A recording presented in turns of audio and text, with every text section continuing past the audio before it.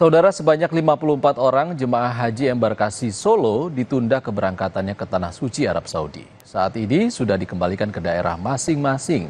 Tertundanya keberangkatan karena jemaah tidak layak terbang yang disebabkan gangguan kesehatan atau sakit mulai dari gagal ginjal, jantung, hingga demensia. 54 orang jemaah haji embarkasi Solo ditunda keberangkatannya ke Tanah Suci Arab Saudi. Kasubag Humas PPIH Embarkasi Solo menjelaskan, hingga Rabu sore kemarin, dari 54 jemaah haji yang ditunda keberangkatannya, ada 7 orang jemaah yang merupakan pendamping, dan sisanya jemaah yang memang tidak lolos pemeriksaan kesehatan tahap ketiga di Embarkasi Solo.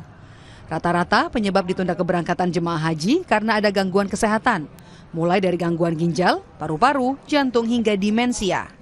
Selanjutnya, secara prosedur, jemaah haji dikembalikan ke daerah masing-masing untuk melakukan perbaikan kesehatan hingga dinyatakan sembuh.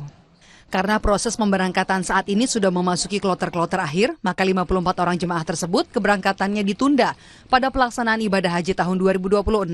54 jemaah tunda berangkat di tahun 2025 ini. Dari 54 tersebut 7 diantaranya pendamping.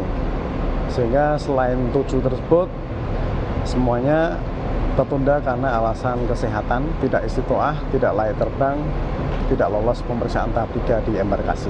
Rata-rata dominan di embarkasi Solo yang pertama adalah gagal ginjal, demensia, paru, jantung, ada juga yang depresif, itu yang paling banyak di sini tuh.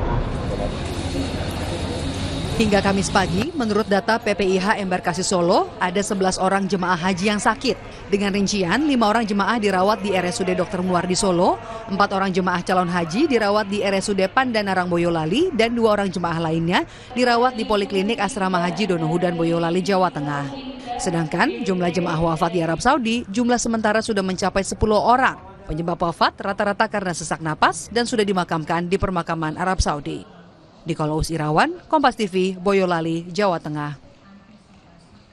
Labbaik Allahumma labbaik, labbaik la syarika lak labbaik, innal hamda wan ni'mata lak wal mulk la syarika lak. Informasi usai jeda, saudara. Di luar pagar bandara, banyak warga yang mengabadikan momen kedatangan Presiden Prancis Emmanuel Macron dan Presiden Prabowo Subianto di Bandara Internasional Yogyakarta. Cerita selengkapnya usai jeda di Sapa Indonesia Siang.